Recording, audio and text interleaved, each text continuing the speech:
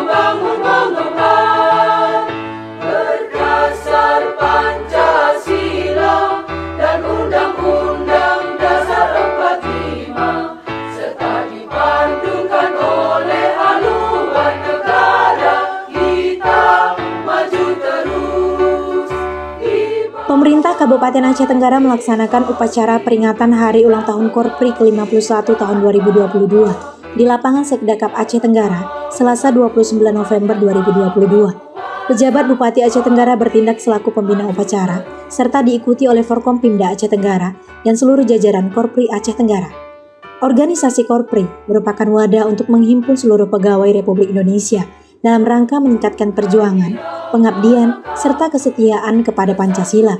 Organisasi Korpri ini sebentar lagi bertransformasi menjadi Korp Pegawai ASN Republik Indonesia dengan harapan tetap menjaga kode etik profesi dan standar pelayanan profesi aparatur sipil negara, serta mewujudkan jiwa Korp ASN sebagai pemersatu bangsa.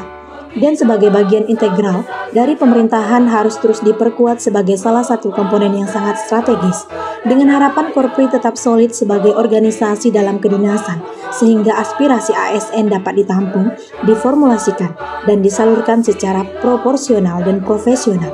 Semoga Korpri semakin sukses, maju, dan menjunjung tinggi panca prasetya Korpri, dan terus berbakti untuk Ibu Pertiwi. Korpri melayani, berkontribusi, dan berinovasi untuk negeri. Dari Kuta Camu, tim Diskominfo Aceh Tenggara melaporkan.